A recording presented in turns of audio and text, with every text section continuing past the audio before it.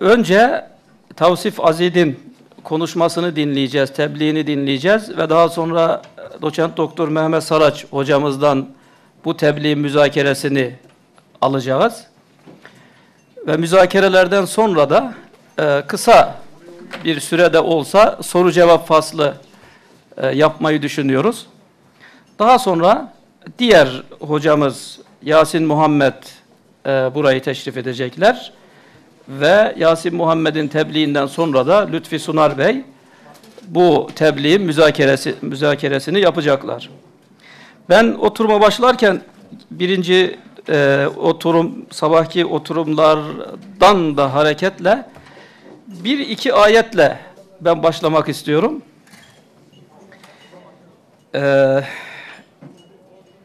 Allah Teala Kur'an-ı Kerim'de buyurur ki Bakara suresi 200-202. ayet-i kerimelerde Estaizu billah ve minen nâsi men yekûlu Rabbena âtinâ fid dünya haseneten ve mâ lehu fil âhireti min halâk. Kimi insanlar Ya Rabbi bana dünyada iyilik ver, güzellik ver derler. Sadece bu şekilde bitirirler. Bütün arzuları, niyetleri budur. Onların ahiret için herhangi bir payları yoktur. Ama kimileri de ve minhum men yekulu Rabbena atina fid dünya haseneten ve fil ahireti haseneten ve qina azaben nar. Kimileri de Ya Rabbi bu dünyada da ahirette de bana güzellik ver, bana iyilik ver ve bizi azabından koru diye dua ederler. Bu düşüncede olurlar. İşte Allah Teala buyuruyor ki ulaike lehum nasibum mimma kesebu. Gerek dünyalık isteyenler, gerekse hem dünyalığı hem de ahireti isteyenler için yaptıklarının, kesp ettiklerinin karşılığı vardır. Dolayısıyla Allah Teala'nın bir sünnetullahı vardır. Bu sünnetullah'a göre çalışan, gayret eden, çabalayan, dünyalık için çalışıyorsa dünyalığını alır. Hem dünyalık hem de ahiret için çalışıyorsa hem dünyalığını hem de ahiretini alır. Bir diğer ayeti kerime ile ben sözümü bitirmek istiyorum. Nisa suresi 29. ayeti kerime. Allah Teala buyuruyor ki Ya eyyühellezine amenu la te'kulu emvalekum beynekum bil batili illa en tekune ticareten an teradim minkum. Ey müminler, varlıklarınızı, serveti, malı aranızda batıl yollarla transfer etmeyin. Boş, artı değer üretici nitelikli olmayan eylemlerle aranızda transfer etmeyin. Ya varlıkların aranızda transfer edilmesine zemin oluşturacak yöntem ticaret olsun. Sadece ticaret de yetmiyor, karşılıklı rızaya dayalı ticaret olsun. Dolayısıyla bugünkü bu seminerimizin de konusu olan emek de aslında bir ticarete konu olan ürünlerden birisidir. Bu emek de boş şekilde transfer edilip, karşılıklı olarak transfer edilip, insanlar bunlardan nemalanmamalı haksız yere. Ve tabii ki en önemlisi, asıl bütün problemlerin odaklandığı nokta, emek tarafı da, işveren tarafı da birbirlerine olan varlık transferlerini karşılıklı rızaya dayalı olarak yapsınlar. İşte problem şu, emekçilerin rızasını nasıl kazanacağız? Hani konumuz açısından. Emekçiler ne kadar verirsek razı olurlar. Karşı taraftan da işverenler ne kadar alırsa razı olur. İşte bütün problemin odaklandığı nokta burası. İnşallah bu çalışmalarda ve bundan sonraki çalışmalarda bu konulara elimizin geldiği, dilimizin döndüğü oranda açıklık getirmeye çalışırız. Şimdi Bismillahirrahmanirrahim diyoruz ve ilk konuşmayı Profesör Toseef Azid'e veriyoruz. Profesör Toseef Azid aslen Pakistanlı. Pakistan'da lisans eğitimini almışlar. Fakat maşallah Pakistan ve dünyanın hemen hemen birçok ülkesinde alanında hocalık yapmışlar. Birçok bilimsel çalışmalara katılmışlar. Hali hazırda Suudi Arabistan'da Medine-i Münevvere'de Tayyibe Üniversitesi'nde hocalık yapıyorlar. Buyurun. Bismillahirrahmanirrahim. First of all, I would like to pay my gratitude to the organizers for selection of this topic, labor economics in Islam, and also I am thankful for them for their invitation. I'm also feeling honored that I am the first one in this modern Islamic economics who reviewed the literature of labor in Islam.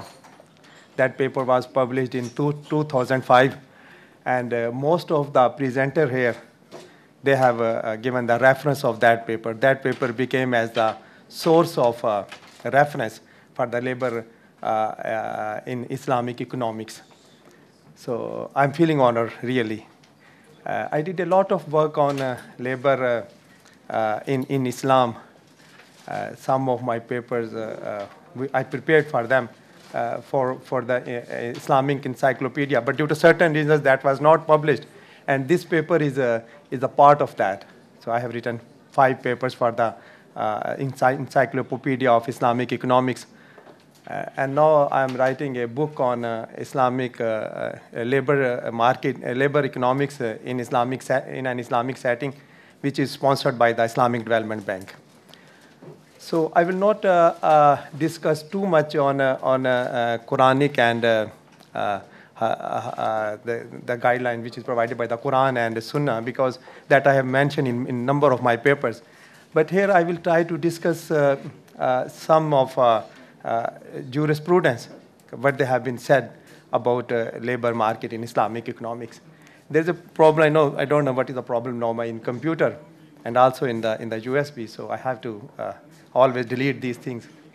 So the title is The Labor Market and Islamic Setting, Review and Prospects. As brother told me that I am in the Taba University. No, I moved from Taba University to Qassim University. So that is again in Saudi Arabia. So there are some questions and there are some thoughts which always I have in the Islamic economics, that is even labor or the commodity or the goods or the money market. Whatever the market we have these type of questions. The first thing is whenever we are talking about we are discussing about the human being. Is human being is just like a commodity as we have in the conventional system? Human being, when we are discussing the demand of labor, the supply of labor, and the wages of labor, and we are saying these are the basically as a commodity and the price of labor. So the question is arising: is human being is the same as a commodity or not? Is we are living in the world where human being is considering insan, man is considering just like a commodity? No. We will discuss about this question is yes or no. Then the second thing is, when we are living in this world, and we are talking about again discussing about the human being, then we have to consider about it. This human being is created by Allah subhanahu wa ta'ala, and what is the objective behind it? Why Allah created human being? Why Allah created us? What is the objective behind it? It's just like a commodity. Is just like a banana, apple, and all these things, or it has some objective, it has some purpose.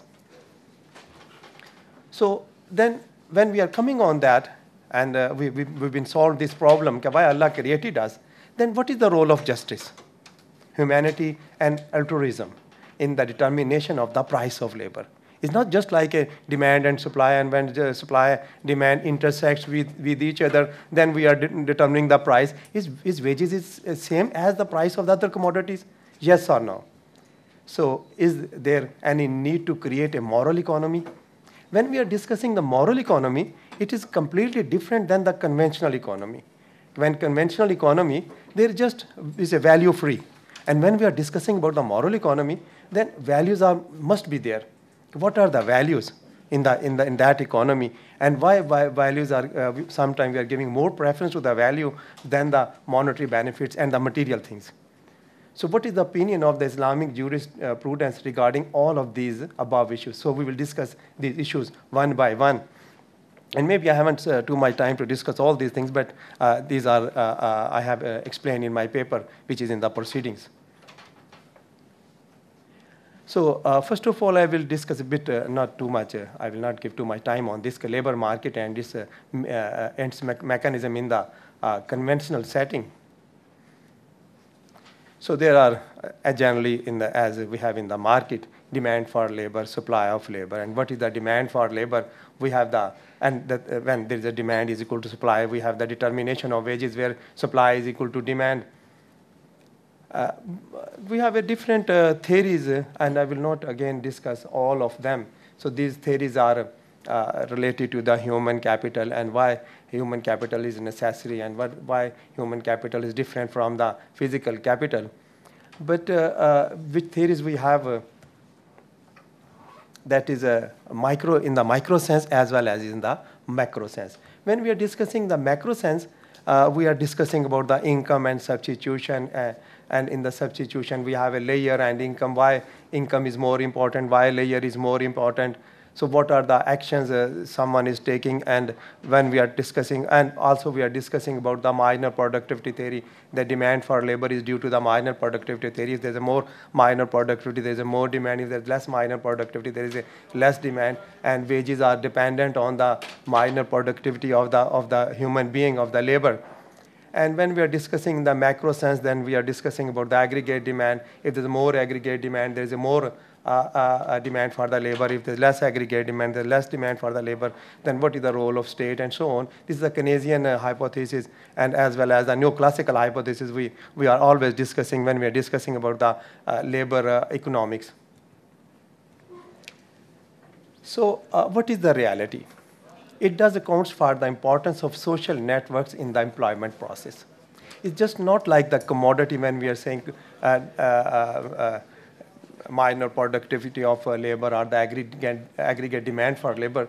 This view holds the personal connections and key for both workers and employees. Actual thing is, when there is a demand and there is a supply, so what is the thing? That is the relationship between even that is a conventional economy or the Islamic economy, and whatever the economy we have, that is the connection, personal connections between the employers and employees. Hence, employees are more likely to apply for jobs where they have a personal connection and are more likely to be hired if they apply. So this is the psychological framework which we have everywhere in the world. Sorry for that, there's some things are coming, I don't know, there's a problem in the virus in my computer. So reality is that decisions, particularly on the supply side, are often loaded with considerable emotional baggage. And a purely numerical analysis can miss important dimensions of the process. So this is the basic reality. When we are taking the decisions are not based on just whatever the money I have or whatever the facilities I have. That is based on the emotional basis. And if you will see nowadays, we have a number of theories which is known as the identity. How the labor and the workers are considering their identity with the particular firm and with the particular organizations. How that firm, how the employers, how the owners of the firm, they are behaving with the workers, and how much identity they are observing. For example, if that firm is very good and that firm is working for the welfare of the society, even that firm is offering not good salary to the workers. So workers are feeling to some extent honor that they are working in that firm or organization which is working for the welfare of the society. So identity of the worker is very much important. Now, what about the Islamic market? So I'm just passing through all these details which we have in the conventional economic system. So in the Islamic framework, so what is the philosophy? There is a unity of objectives in all activities of man on earth. all activities should aim at seeking one's well-being. The uniqueness in this objective comes from the fact that well-being refers to well-being in this world and well-being in the life hereafter. That is the main objective which we have when we are considering the labor market, and we are saying this is distinguished from the commodity market. In the commodity market, commodities are not accountable to Allah subhanahu wa ta'ala. And when we are discussing the labor market from the Islamic point of view, the most important thing is that is the life hereafter. We are accountable to Allah subhanahu wa ta'ala as an employer and as employee, as a worker, as a owner. All of the sides, both of the sides, they are accountable to Allah subhanahu wa ta'ala. And when they are working as an employer and as an employee, so we have to see what are our actions.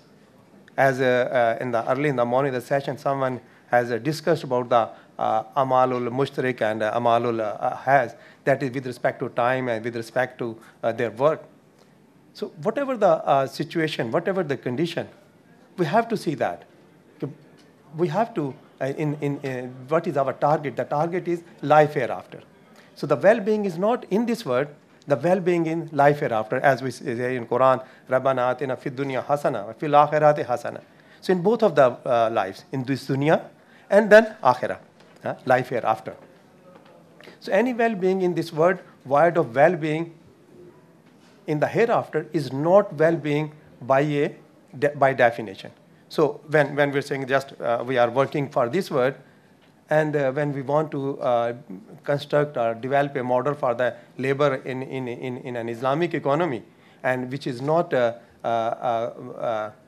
with the same frequency of the well-being in the life hereafter, that model is not relevant to Islamic economics.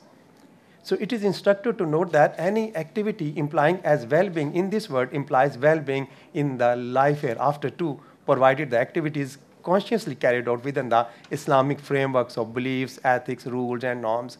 Islamic set of beliefs, ethic, norms, and rules are thus integral part of a man's entire set of activities, including his economic behavior.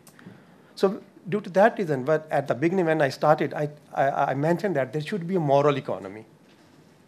That moral economy which is based on all of those set of beliefs and the norms and ethics which we have from Quran and Sunnah.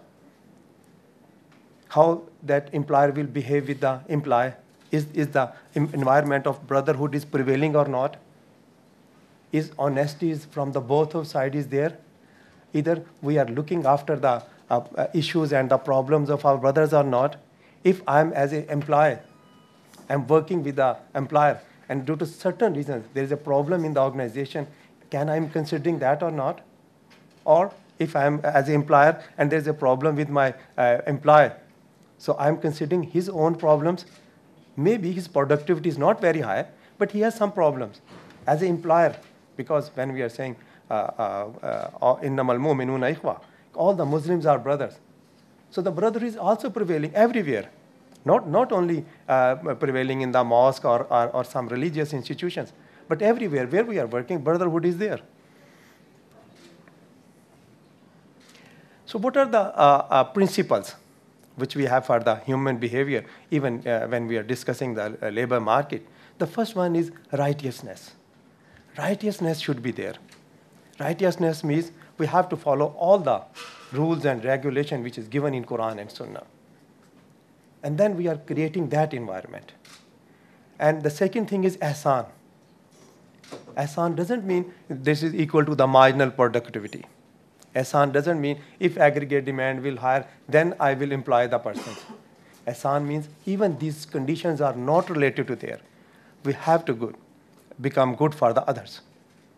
Sometimes I don't need someone as an employer, but I have to employ because the other brother is more needy than me. And if due to this reason I can cover, I can fulfill his requirements, his needs. Maybe his children are not feeling very well, his parents are not feeling very well, they are not healthy, he needs some money for their health. So what he can do? Either he will beg begging is not appreciated in the Islamic system. He has to do work. And this is the duty of the employer to provide the employment. Even that is not in the need of that. And also the third one is avoiding haram. This is just written, not is haram. Actually this is haram. So we have to avoid those things which are not permitted. So damage, loss, and difficulties.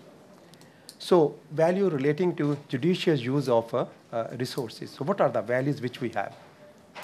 Sorry for this coming again and again. So what are the basic ingredients? The basic ingredient is avoiding waste, israf. If there is no israf in the Islamic economy, then we can see that. How can we increase the growth of the economy? How can we increase the aggregate demand? How we can increase the employment level? And the second thing is spending for others, infaq, sadaqat, and qarde hasana. In that way, we can increase the aggregate demand, and also we can increase the employment level. If even for, as I given the example, if we don't need of it. Just last 5 minutes? Oh, sorry for that. So I have to. So ethical, moral, economic behavior of labor. Can you drag it down and try it? It's coming again and again. I don't know how it's coming. I don't. It's okay. So just go.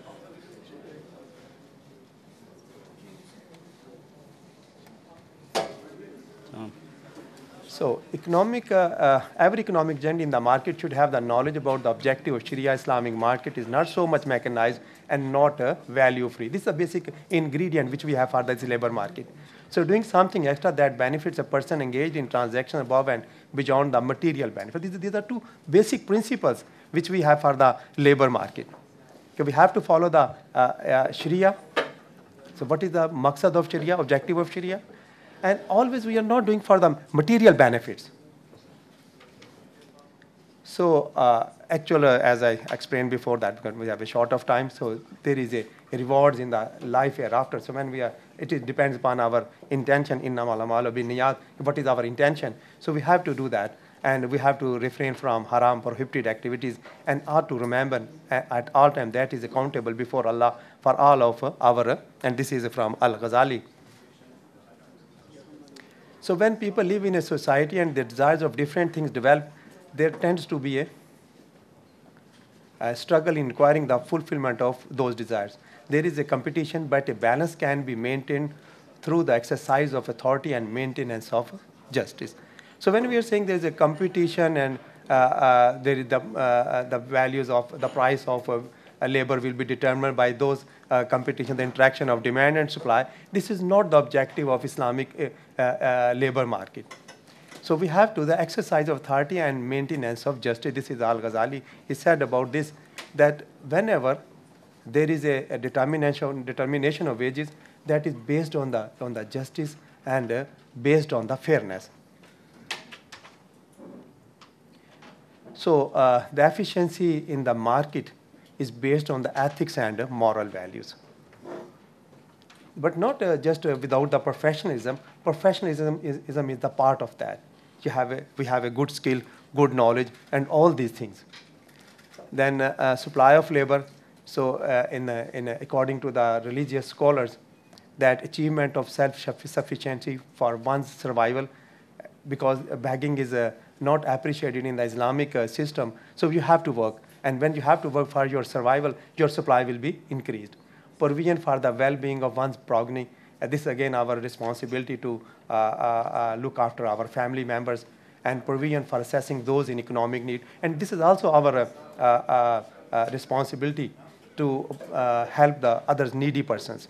Not only for our family, for myself, but I have to look after for the other needy brothers. Allah subhanahu wa ta'ala will give us the reward for this. So these are the basic ingredients for the supply of the labor. So those who ignore the hereafter by indulging themselves almost completely in mundane affairs, so they are failure. This is Al-Ghazali. And then he said, those who pursue for the hereafter at the expense of worldly life, they will be successful. But those who are in both of them, actually Rabbana atina fid dunya hasana wa fil akhirati hasana. They are the actually successful persons in the life. So when we are supplying the labor and supplying the labor for the sake of Allah subhanahu wa ta'ala, following the Sunnah and Quran, then supply will be different. Our supply function is not just like the function of the wages, is a function of the amal saleh. What are the actions we have? Just 1 minute. Then gender and child labor. There is no any restrictions on the female because Ummul Mu'minin Khadija radhiyallahu anha, she is also involved in the business, and we know the very famous story about Khadija radhiyallahu anha. And also there is not restrictions on the child, but not like that. If they want to help, if the family is poor and they want to help their fathers, it is okay from the jurists, from the Muslim scholars. But this is the duty of the state to look after them. Then demand for labor is not just for the marginal productivity of labor. It is based on the God-fearingness. It's based on the taqwa, how much muttaqi our employers are. According to, again, Muslim scholars, this is the fard kafaya. This is the duty, provide the employment better than charity. So this is the will of Allah, and we have to please Allah subhanahu wa ta'ala. There is no restriction on the human capital, on the grades. If you are more knowledgeable, you can earn more, and you are less knowledgeable, you can earn less. But everything becomes cheaper if it is amount increase, except knowledge, as it is a values enhanced, and if it is increases. So most of the Muslim scholars in the favor of that. The demand for different skills for different professions and economic activities has impact on the growth of the economy and society. So there's a determination of wages, fair and justice. All creatures are dependents of Allah, and the most beloved of them to Allah are those who are most beneficial to His dependents. So wages are not just the interaction of demand and supply. This is based on the taqwa of the employer. How he is looking after his dependents, how he is looking after his workers. Those are his subordinates. Those are working under the umbrella of his organization. According to Ghazanfar and Islahi, fixation of wages should be based on the minimum standard of living, and that is druriyat. So we have a different categories. So the druriyat, necessities, should be fulfilled. Just 1 minute. Yeah. So wages and prices, when they are uncertain and indeterminate, as is the case when they are not specified or not seen or their kind is not known, there is a case of uncertainty and gambling. So Ibn Taymiyyah is in the favor of that. We have to fix the wages before that. And what about the Shah Waliullah? The role of justice will be primary in determining his wages, and that of market forces will be secondary. It's not market forces, demand and supply. So what is the justice? What is the necessities of that society, and what are the basic conditions? So instead of that, we can't say that the supply and demand and this interaction of supply and demand is determining the wages of the. So the just wages will be decided in such a manner that neither employer can reduce the wage of worker from the equitable wage, nor can the worker demand more than that. So it's both sides. Both sides, they have to follow the Sunnah of Prophet ﷺ and the orders of Allah subhanahu wa ta'ala. So those have to look after both of them, not just only employer is looking after the necessities and looking after the issues and the other needs of the workers. This is also the duty of the worker, both sides. This is a reciprocal basis. The workers also look after, they have to work with the honesty and so on. I think so. Huh? Because thanks so much. I have to say about the role of state, but no. Yes. Profesör Toseef'e teşekkür ediyoruz. Tam zamanında bitirdiler. Gerçekten önemli konulara temas ettiler. İşte insan kavramı, market, piyasa kavramı, market değerleri, özellikle İslami piyasa ve normal diğer piyasalar ve insan sermayesi ile fiziksel sermaye arasında bir fark var mıdır, yok mudur? Şimdi bunları Doçent Doktor Mehmet Saraç hocamızdan bu tebliğin müzakeresini alacağız. Mehmet Saraç İstanbul Üniversitesi mezunu, işletme bölümü mezunu. Kendileri İstanbul Üniversitesi'nde ve George Washington Üniversitesi'nde muhasebe bilim dalında yüksek lisans yapmışlar. Boğaziçi Üniversitesi'nde finans alanında doktorasını yaptılar.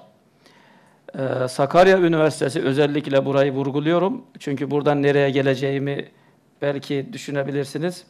Sakarya Üniversitesi İslam, İktisadı ve Finansı ana bilim dalı bölümü açılmasında etkin rol oynadılar. Diğer hocalarımızla birlikte oradaki ve bu bölümün başkanlığını yaptılar belli bir süre. Daha sonra biz Mehmet Saraç hocamızı Sakarya'da bırakmadık. Sakarya'dan aldık. İstanbul Üniversitesi'nde şu anda İktisat Fakültesi'nde hocalığa devam ediyorlar.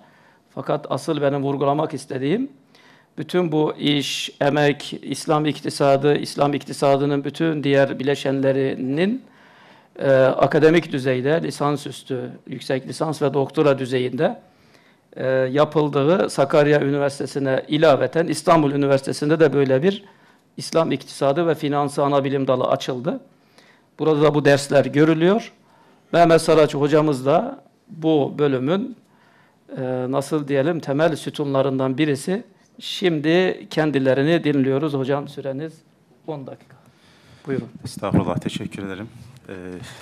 Bu işler ekip çalışmasıyla oluyor hakikaten. Gerek Sakarya'da gerek İstanbul'daki çalışmalar inşallah önümüzdeki yıllarda çok daha verimli sonuçları hep birlikte alacağız. Sunumun kendisi İngilizce olduğu için ve değerli sunumu yapan değerli meslektaşımız da İngilizce yaptığı için tartışmaya da İngilizce yapmak uygun olur diye düşündüm. Ama eğer bilahare arzu edilirse daha dar ortamlarda Türkçe'de müzakere edebiliriz. Dolayısıyla İngilizce devam edeceğim. Bismillahirrahmanirrahim. Islamic economics as a distinct discipline or those who argue Islamic economics face many challenges in today's modern world, as we know. These include the identity, misperception, misunderstandings, and consistent and useful theory and practice. The most difficult but crucial task is to bring the divine message, teachings, and principles of Islam, along with the legacy of early Muslim scholars, into a useful theoretical framework, develop consistent practice and a robust system in today's world. We all know that Islam, as the final religion and the perfect religion, has all the answers and solutions for every aspect of human life for today and tomorrow. We do have a great legacy of Muslim scholars who once built or contributed to almost all fields of science. However, we need to we need a bridge to convey this understanding to today's mainstream theory and practice. That is what actually Professor Azid primarily emphasizes throughout his useful presentation. Though the paper deals with the labor economics in particular, there is a great deal of remarks which are applicable and true for all subfields of economics, including financial and commodity markets. I also appreciate the emphasis on all aspects of Islamic economics other than finance. Because we know that there is unfortunately a common misperception of Islamic economics that narrows it down to Islamic finance. Most people define the Islamic economics as Islamic finance. Ironically, Islamic economics is perceived as a marginal field behind or alongside with the mainstream, so-called mainstream economics today. It is ironic because we do know that the ideal solutions that human beings have sought are already embedded within the Islamic understanding. For instance, there's an increasing emphasis in the management and finance on stakeholder approach instead of maximizing the stockholder wealth. My students will remember these discussions from our lectures. Islamic perspective in business has already been based on stakeholder approach. neoclassics or other systems have ignored or deliberately missed the element of fitrat. The very nature of the human being.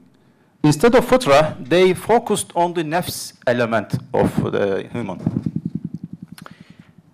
Value-free approach has become the essential element. As a result, they failed to provide a sustainable and universal prosperity and happiness justice. Despite this, the neoclassic economics, unfortunately, still enjoys its dominance.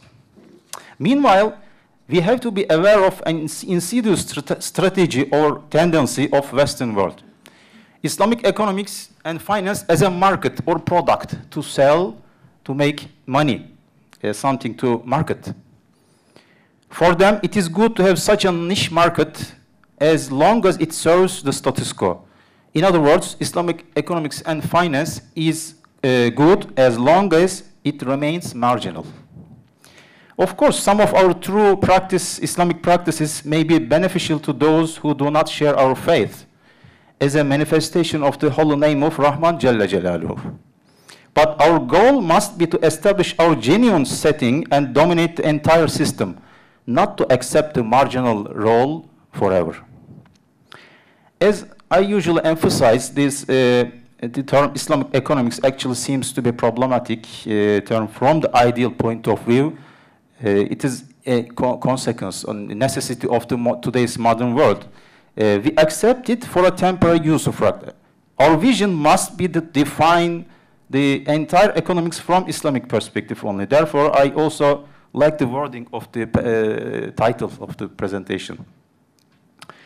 Professor Azid excellently provides a survey of previous research as a foundation to develop a theoretical framework of Islamic labor economics. It is quite beneficial to comprehend the basic ideas and teachings of the classic scholars such as Ibn Khaldun, Ghazali, and Ibn Taymiyyah regarding the labor economics. Their ideas provide extremely valuable guidance for us towards creating a genuine theory in the modern world. Especially after 2008 crisis, the market economy has been questioned again. New perspectives and approaches have been proposed against the wild capitalism. We see some interesting figures such as in the Western world, such as Charles Eisenstein, who assert a more collaborative, cooperative economic model within the market economic context. Imam Ghazali, centuries ago, excellently formulated the balance between competition and cooperation. Again, I mean, this is a very key point. The balance between competition and cooperation in a market economy. So the competition and cooperation do coexist in an ideal Islamic economic system or Islamic setting. Another controversial issue is women employment. It is a problematic in especially the modern world. Islam opposes the modern world's view on women employment. Modern world forces women to compete the man in all the lanes, aspects of life. It trivializes the motherhood and housewife role. It simply forces women to act against her fitra. Unfortunately, practicing Muslims also tend to follow this trend. While Islam never prohibits women to work or do her own business, it does not define women and men as identical economic units. Men and women are not competitors, but they are complementary units in this life. Women can enter into economic activities suitable her fitra without harming her role in the family. Other two important issues are the wage and life standard. Ghazali provides useful foundation in this regard centuries before Maslow. He formulated what we call hierarchy of needs today. And again, centuries ago, before Stigler and McCall, he discussed the concept of reservation wage. He used the key terms such as kifaya, daruriyat, hajiyat, necessity. However, the problem, especially in today's modern world, is the fast-changing dynamic nature of these concepts. A luxury item today may well be the necessity next year. A robust theory and effective practice of Islamic labor economics is the primary tool to provide prosperity, just distribution of income, and well-being of the society. So be careful. This is important because it comes before the charity tools such as zakat and sadaqah. So labor economics must be the first tool to create prosperity in the society before charity. So we have to focus on a robust, creating a robust labor economic system before we focusing on the charity activities. Unfortunately, there is a paradox with some Muslim entrepreneurs or businessmen today. They practice or they tend to practice unjust wage and labor policy, but at the same time, they give considerable charity to some so-called Islamic cause. Okay, we know this problem. They feel themselves complying with the religious requirements. Okay, another interesting matter, the paper touches upon the inflation and unemployment. The author opposes this view, the inflation is a man-made problem and divine rule cannot be changed according to it, so inflation should be not accepted as given. Through a more moderate approach, we can say that it is inevitable to include the inflation in our models as given and do our empirical works and find practical solutions, but we must be aware that this is our not ideal solution, so we should keep working on achieve our ideal setting. Okay, again, I think this is a very good contribution and guidance for the prospective studies in this field. However, I would like to recommend a more formal, systematic way of comparison between conventional and Islamic views. For example, this may be through a table. It would be a suitable, useful tool. Finally, a quick clarification may be needed with regard to author's view on the process of building the theory of Islamic economics. In summary section, the second sentence reads, in an Islamic framework, the main epistemological source and methodology is based on Islamic injunctions instead of economic rationale. Okay? In section 3, a citation from Hassan 2005 reads, we can use the concepts of conventional economics as analytical tools and discard their philosophical. Actually, again, economic rationale is there a marginal productivity is there or not? There is a need of aggregate demand or not? Or you are getting some benefits or not? So economic rationale is different than the Islamic injection. Sometimes, if you remember that there was a one ghazwa, and there are 3 or 4 Muslims were there, and they brought a water for that. And one is, please give to other one, and then give the water to other, and then give to other one, then give to other one. Then he came back, so all the 4 are died. This is the rationality, Islamic rationality, not the economic rationality. Economic rationality is that you have to get your own benefit. Selfishness is there. As we have in the new classical economics, we are saying man is a selfish. So this is not based on the selfishness. This is my own opinion. It is maybe right or wrong. And a citation from Hassan, we can use the concept of conventional economics as analytical tools and discard their philosophical. But sometimes these rules and regulation and methodology which we have in the conventional system, that is not conflicts with the Sharia maqasid. If there's no conflict, and instead of going for the new methodology, we can use that methodology, because if there's no clash and conflict with our own objective of the Sharia. Again, I'm right or wrong, but this is my own opinion. So do you think it is absolute to fully detach the concept methodology from? Sometimes we can do that, because as I told you, if this is not, for example, we have a different models of econometrics. So econometrics is a value free, but it's not have the contradiction with our Sharia objective. We can use as a for the empirical models and so on. This is my own opinion. This is not my own. This is one school of thought has this sort of opinion. So, Thank you. but thank you, brother. Really, you gave a very good review of my paper, which those things which I'm not able to present here because the length of the, and you presented here. Thank you for that. Okay. Jazakallah. No problem. Hocam var mı? Söyleyeceğiniz bir şey var mı? Yoksa zaten sorularla belki açıklayabiliriz. Evet, artık yani herhalde sorularla biraz daha Evet. açığa çıkacak konular olabilir. Evet, şimdi soru ve cevap faslına başlıyoruz. Soru soran arkadaşlarımız, katılımcılarımız önce çok kısaca kendisini, yani ismini ve eğer herhangi bir üniversitedeyse üniversiteyle olan ilişkisini ifade edip ondan sonra kime soruyu sorduğunu söylerlerse memnun oluruz. Buyurun, kimler var sorusu olan? Buradan bir el. Buyurun. Siz buyurun. Kime soruyoruz? Evet. I want to bring attention to both discussant and paper giver. By the way, my name is Kürşat Aslan, Eskişehir Osman Gazi University, Department of International Relations.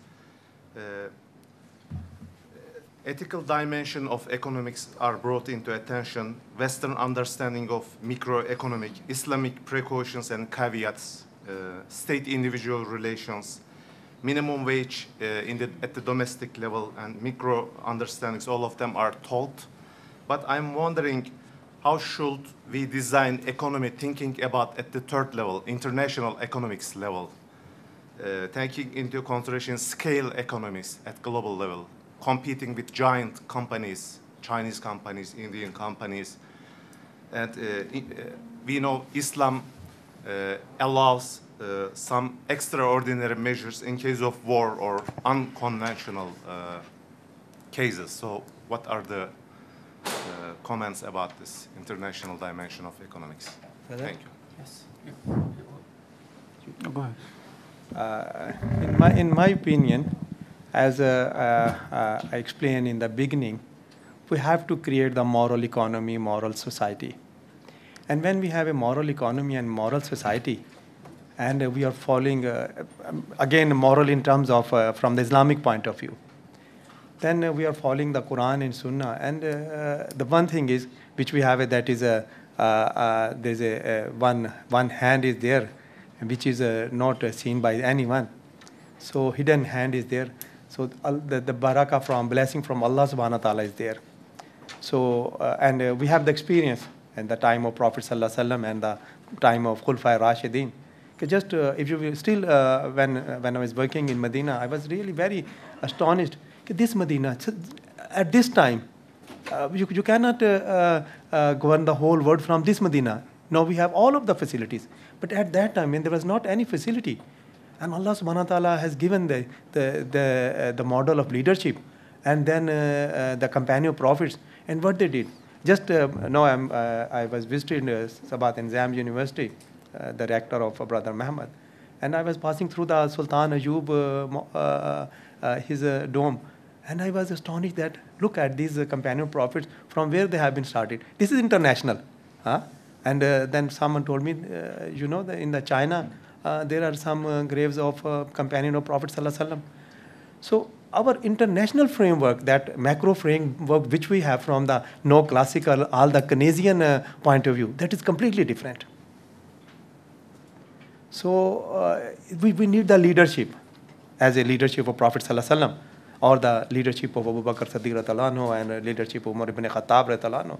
So if we have a leadership, we can approach all of the world. It depends upon the characteristics of leadership. Because our concept is not the as concept we have in the no classical or in the conventional system. So as I given the example of Medina, so just if you will recall those days, 1400 years before, what was the Medina? And now all the facilities are there. But you can see that how the companion of prophets, they approach at the international level, not the national level, not the regional level. So our macroeconomics is not like that as the macroeconomics of Keynes or the no classical. Our system is completely different. And as a teacher of international relations, you can imagine better than me, inshallah. Well, if you mean that the international setting forces us to forgive or deviate from the Islamic moral economics understanding is not true.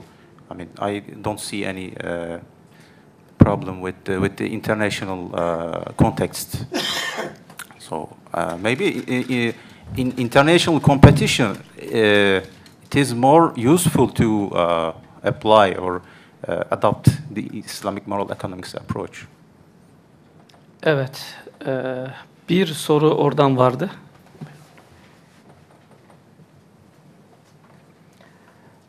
Bismillah.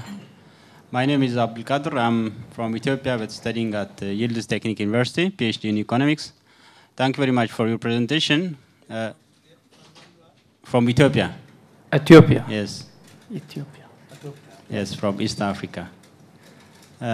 My question is a little bit practical. As you know, in modern economics, the major objective of a firm is profit maximization. So if you want to maximize your profit, you have to utilize your resource, mainly the human resource. So my question is, where is the balance of effectiveness and productivity in the process of profit maximization and the concept of labor market in Islamic economics? Because if you want to be effective in production, we need to use effectively, the resource, the human resource, the labor. So if we fail to use the labor, we will not be effective in maximizing our profit. The concept is different. When we say profit maximization, always we are thinking in terms of conventional economics. In the Islamic economics, profit maximization is not related to this word. We have the life hereafter. Then when you will construct your utility function, utility is a function of not only the actions which we are taking from this word. The reward in this word and reward life hereafter. So this is your, and similarly, when you have your profit maximization function, is not just what you are earning here, what you are earning after this life. And the second thing is, when we are talking about the efficiency, when our workers, they have the identity with the employer, with our organization, and when they are working with the honesty, and shaking of work is not there, you can see how the efficiency will increase.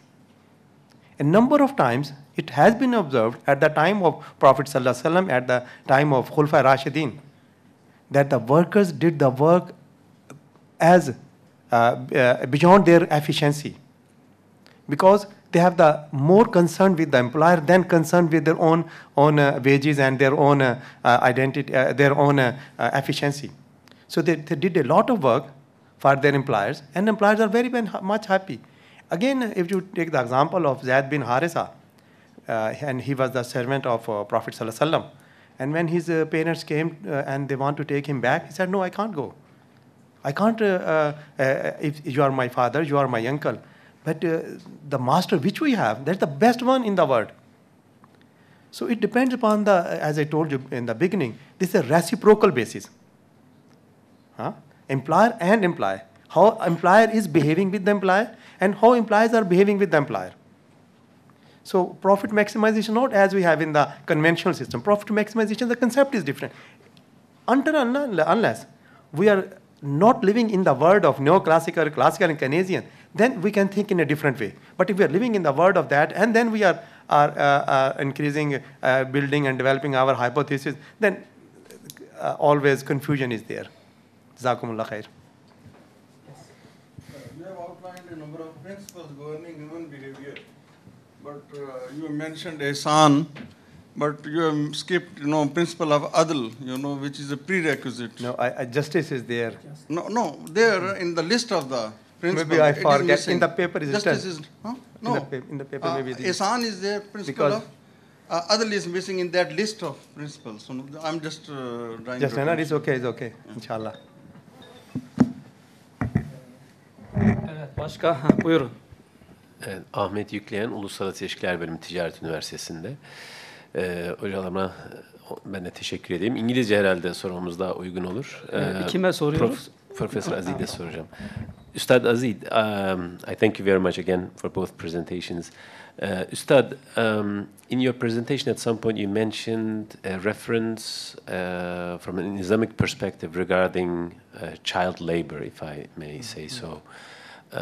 My question is, often, of course, you know, the general perspective is very useful to know, as you just reminded of us regarding your answer to the last question. But as we become more practical issues, then it becomes a little bit more challenging, at least for me. So that's my question for you. In a setting where the parents may need the labor of their child, which is not overburdening them. Yes, not overburdening. But at the same time, the child is so young that he or she has not still continuing their education. Mm-hmm. If they have to choose one of these two, in terms of your, you know, well, in terms of the Islamic perspective, let's say, as you are pointing out, what should be the balance? What should be the guide? Because I left the last portion, which is the role of state. Actually, when we want to construct the moral economy, moral society, then this is the role of the state. If you will remember the story of Prophet ﷺ, there was one orphan boy. And he was crying, and Prophet ﷺ asked, "What is the problem?" He said, "I haven't my parents, and I'm an orphan boy." He said, "No, I am your father, as a leader of the state." So this is the duty of the state. But on the other hand, from the Islamic point of view, doesn't mean that he's helping his father, so he will not go to the school.